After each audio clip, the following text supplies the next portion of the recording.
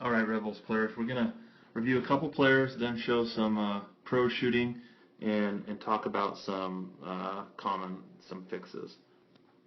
Matani's in triple threat and comes through to his set point. Once he's at his set point, this is when the balls, then when the wrist actions begin to shoot. I've marked the distance from the ball to Matani's eye. The power to shoot the ball is coming from his feet, and so we'd like to see the ball go up. That way the kinetic chain and all the power moves straight up the shot. But what we'll see is that the ball starts traveling in a push when we're going to compare it to Steph Curry and see that his shot travels up first and then over.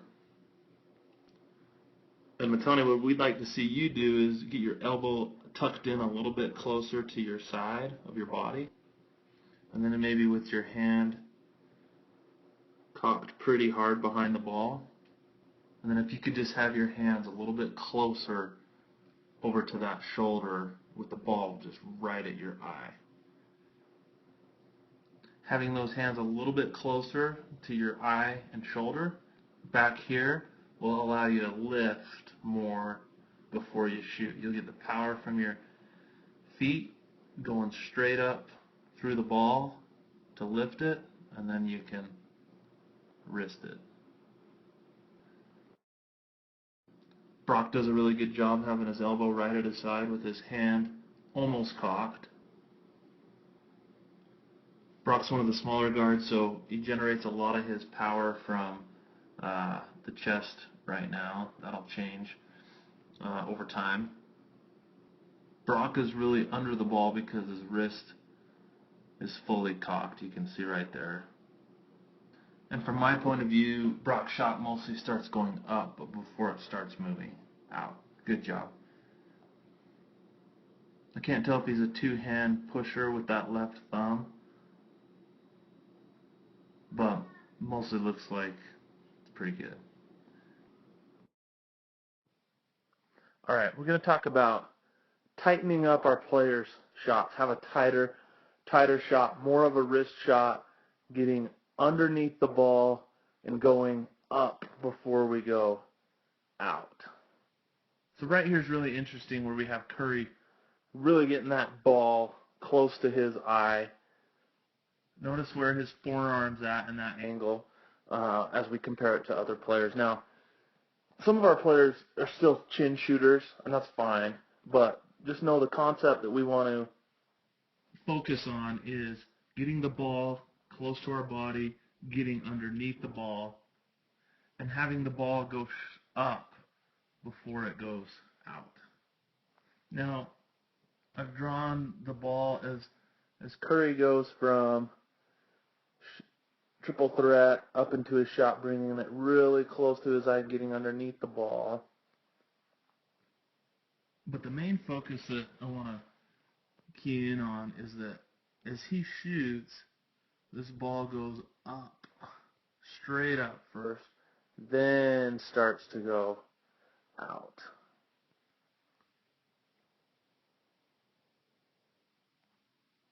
Up, and then out.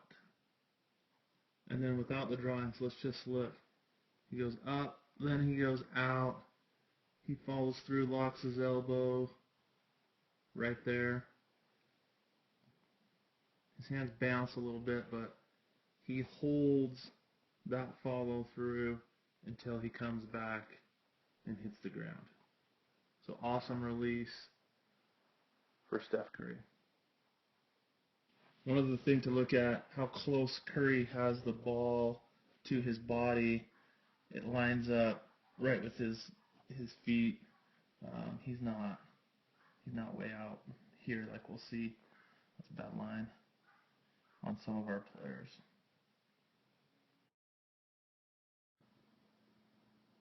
Release and follow through. This is Steve Nash when he was a Laker. I like to use this because Nash shoots a little bit lower, sometimes towards looks like his chin, whereas some other players get higher. But Two things to notice. One, he's under the ball and it's close to his body and to his eye. Another thing to notice is the angle of his forearm. And Nash is going to go up. He's going to release that ball up and then out.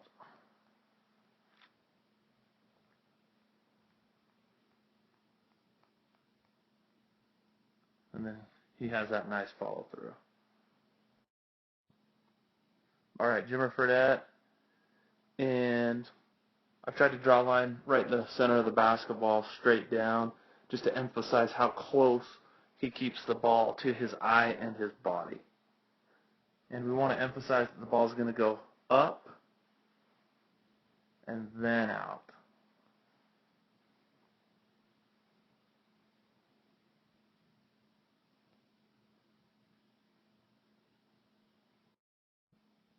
All right, we got Dallin. And Dallin's going to come, and we'll see his shot and release and then follow through. Comes back a little too far, but one thing we'll notice is once Dallin gets right to here, the ball just kind of goes straight out. And that's when we're starting to push instead of lift a shot. And we'd like to see a little bit of lift, and then the shots start to come out. Now I've also put some lines in to see how far the ball is away from Dallin's eye, and we can kind of see the gap there. And then I've drawn a line from the middle of the ball down to the floor, and we'll see that the ball's in front of his feet. And so that's going to make it a little bit more wanting to be in a push position rather than a lift position. A little bit of push at instead of lift up, and then go out. Okay, here we have the awesome Brennan. And Brennan, by the way, I think everyone played awesome this last Saturday. But I'm not the coach, so I won't criticize you as much as she will. Anyway, Brennan, this is the closest you bring the ball to your body. And then from there, it's a push shot instead of a lift shot, which is very common for all the kids this age. We do have a couple guys on our team that are good lifters, and we'll get to them in a minute. But here's your forearm angle, and at minimum, it should get to straight up and down your forearm. And if we want to shoot like those NBA players, and some of this will come with age, then you'll want your forearm even to be, in this angle. Now maybe that angle is too dramatic. But then you have a push. So one other item, and I'm drawing these lines on my phone, so it's hard to get them right in the right spot. Let's try and tighten it up. One thing that you can do to tighten up your shot is get your hand cocked back more underneath the ball, like we've been saying, so you can lift and then shoot out.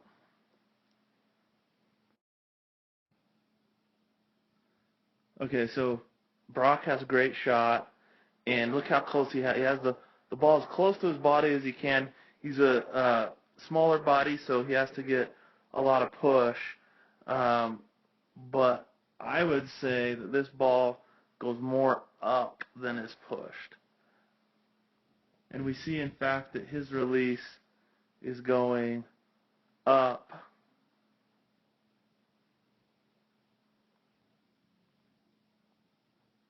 and then starting to go out.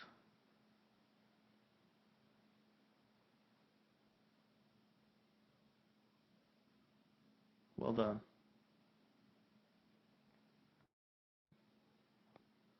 Okay, Carter has a real great shot. From right here to here, It's mostly going up, especially right here to here, then goes out. I would want to see if Carter, maybe his wrist is full cocked right there. I would like to, if I was his dad or shooting coach, I would like to see if he get a little bit even more cocked as he's going right there. I guess what I would say is it would be nice if it was fully cocked right here. Then he could just go straight up, right? It looks like he's starting to get it fully cocked right there, if you know what I'm saying. And whereas right here it's not. But if he could be fully cocked right here, anywhere in right here, if it was already fully cocked, then I think he'd just be able to get up underneath it, and because he's kind of waiting until about right there to get fully cocked, at least from what I can tell. Anyway, Carter's already a really good shooter, but love to see him drop multiple threes. 3, 4, 5, 6 would be cool too in a game. Anyway. Okay, same thing with Brady as Carter. I'd like to see his wrist get in a cocked position earlier. So there it starts to cock a little bit.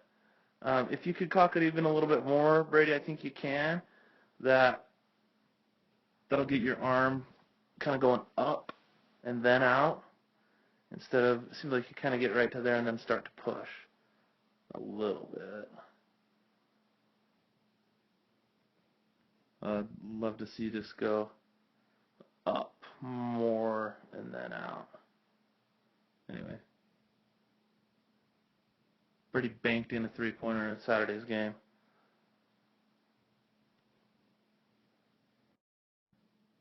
Okay, here's Matani, and I think Matani's fully cocked right there, and I wish he would be kind of more fully cocked even down here. I think that would make the shot more consistent, keep it close to your body, and increase the likelihood of the shot going up first and then out.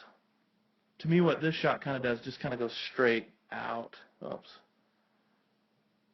To me, it's a real good shot. Don't get me wrong. I just like to see it go up and then out, getting underneath the ball a little bit more. Maybe there's some room there to get the ball closer to your eye a little bit. You know what? There's going to be some. When you get close to your eye, there's going to be a split second when you don't see the rim, but neither does Curry, neither does Steve Nash.